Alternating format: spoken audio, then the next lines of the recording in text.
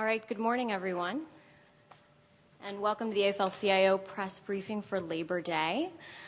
First, we're going to go through remarks, and then we'll open it up for questions and answers. So I'd like to introduce AFL-CIO President Richard Trumka. Good morning, and thank you all for joining us. This is a defining Labor Day for working people and the kickoff to the final round of defining set of elections. We'll either rebuild a fundamentally different economy that values hard work and a strong middle class, or we'll turn back toward one that puts corporate interests before people. We'll either move forward together with compassion and thoughtfulness to solve our problems, or allow the forces of hate to exploit our economic frustration. It depends on the choices we make as a nation and on the job that we do as a labor movement. Now, I've just come off the road. I've talked with working men and women in 6 states in the last 2.5 weeks, and Liz and Arlene have been all over too. We talked about the need for good jobs and respect for the role of working people play in our economy. And what I heard decisively is that people are looking for economic patriotism.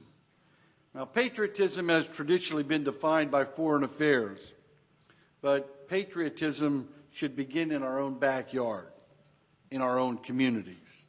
In this election, working people are looking for economic heroes, champions who will put themselves on the line to create a better future for our children.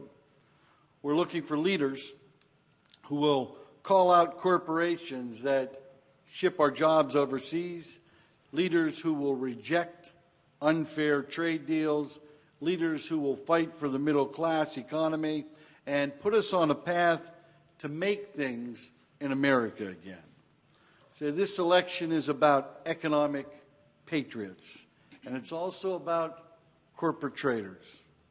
Over the last 3 decades, corporations have made strategic decisions to choose short-term profits over people, and as a result, they've hollowed out America. They export jobs instead of products. Things will continue to get worse if we let them. Last week, House Republican leader John Boehner outlined the Republican plan, a plan that would move us right back to the Bush-era corporate agenda that created the economic morass that we're still trying to escape. His plan would privatize Social Security and cut its benefits. It would protect corporations that ship jobs overseas and cut taxes for the wealthiest Americans. Now, Mott's in New York is the poster child of where we will go as a nation if we allow the corporate agenda to set our country's priorities again. Mott's is a 142-year-old company, a household name that for many years was as American as you can get. And last year they reported net income of $555 million. Yet they're trying to profiteer off the recession. They're demanding deep wage cuts. Why? Simply because they can. Other companies are cutting corners on safety, right along with living standards. And you saw that at Massey Coal.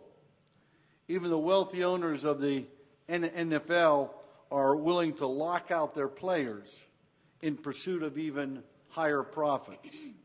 And on the Gulf Coast, Northrop Grumman is closing a massive shipyard that will actually cost 3 times as many jobs as the oil spill, because more of our ships for our own military will be made overseas. But working people aren't just going to wave goodbye to good jobs. See, we've reached the limits of frustration. Perhaps the JetBlue flight attendant who captured our imagination may become the symbol of a new movement. The question is whether working people will be lured by a cascade of campaign dollars and the false, angry rhetoric of the right, or energized by an honest working-class movement rooted in economic patriotism and armed with facts. And that's why the labor movement's talking to all working families and union families about President Obama's record for fighting for working families. See, he took office with America on the verge of a second Great Depression, and he averted the worst possible outcome.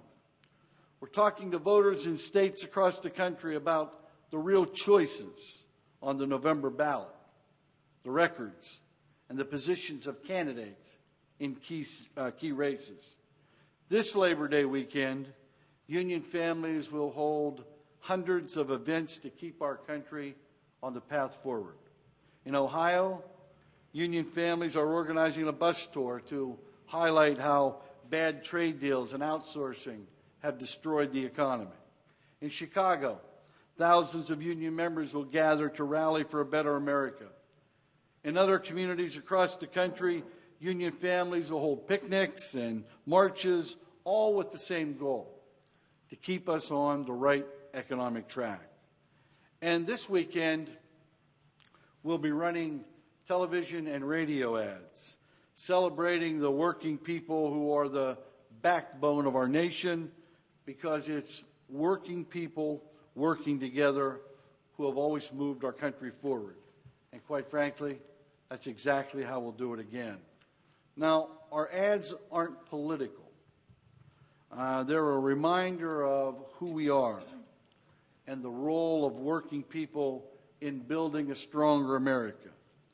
And we'll be reaching working people where they are on Labor Day weekend, and on sports stations, during baseball games, at NASCAR, and the opening weekend of college football at the Pigskin Classic.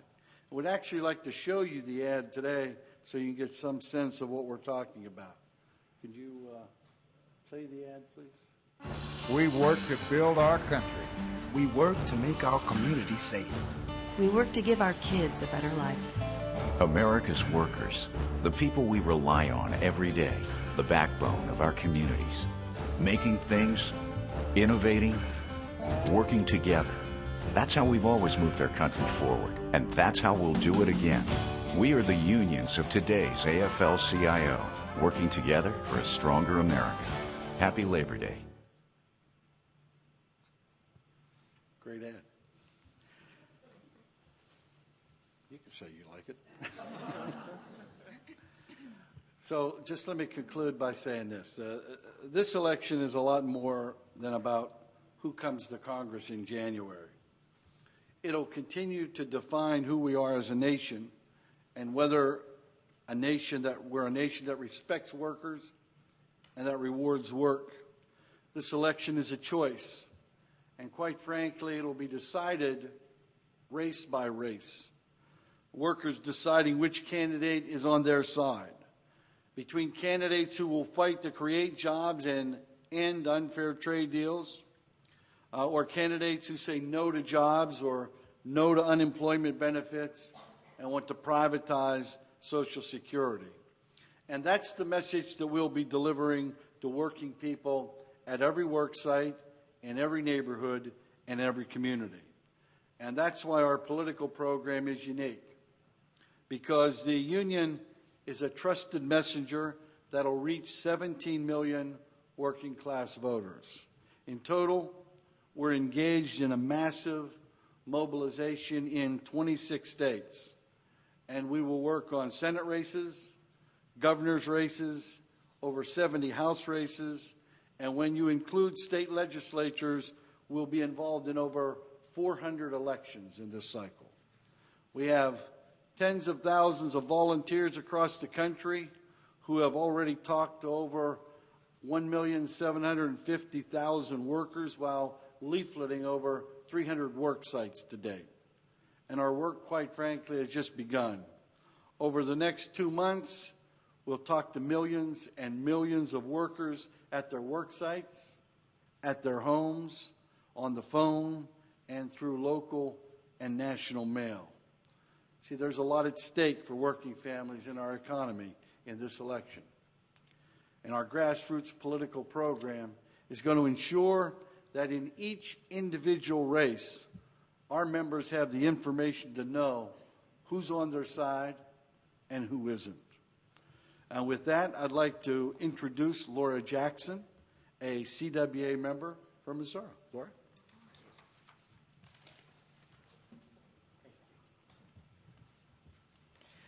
Good morning. I'm excited to be here today. I'm here from Moberly, Missouri, and as Mr. Trumka said, I'm a member of the Communication Workers of America. My job literally changed my life. I started working for social services at age 28, and before that I had never really thought about adoption. Working for an agency where kids are in really bad situations helped me to feel like I was doing my part to help those children in families that weren't taking care of them. My work had such an emotional impact on me and made me concerned about children in foster care that it led me to adopt my son, who was 16 months old. My work experience also exposed me to how the system is set up to protect the employer, sometimes at the expense of workers. It made me realize how important it is for workers to have an advocate to speak for them, because employers have lawyers and other resources available to them. And that is ultimately what led me to get involved in the labor movement with CWA. I guess I've always looked at a problem and then tried to see how it could make a difference. I have always been interested in politics, but it wasn't until the Obama campaign that I became heavily involved. I saw the difference that can be made. I realized how critical it is for all of us to be involved in politics. In Missouri, I'm active in our local Jobs with Justice Coalition, as well as the Coffee Party, the common sense alternative to the Tea Party. While I'm fortunate to have steady work, it's been hard for those in my family over the last 5 or 6 years. There just hasn't been enough money to cover everything, and things seem to be getting more and more expensive. I'm really not sure how folks living on unemployment are able to make it. It seems like they wouldn't even be able to cover their basic needs. That's why this election is even more important than the last election. We want to continue the progress that we've made and elect candidates that will put workers at the forefront. The number one issue is jobs, so we definitely need to make sure that the people making the decisions make that their top priority. I'm going to do all I can to make sure that happens, including getting the message out to my family, fellow union members, and anyone else who will listen. Thank you. And next, I'd like to introduce AFL-CIO Secretary-Treasurer Elizabeth Schuler.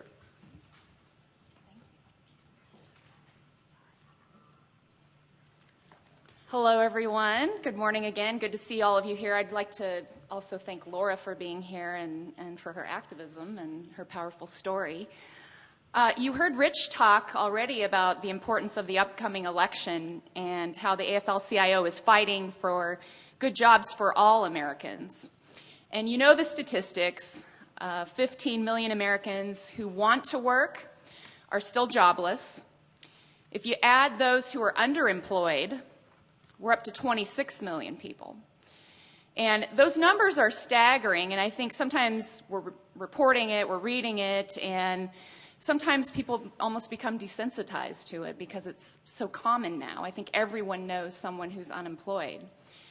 And it really is devastating, and we see it and hear it from people all across the country every day. They're struggling. And I've been hearing it as I've traveled across the country, especially from young workers, which we've been paying special attention to at the AFL-CIO and putting a spotlight on the plight of young workers.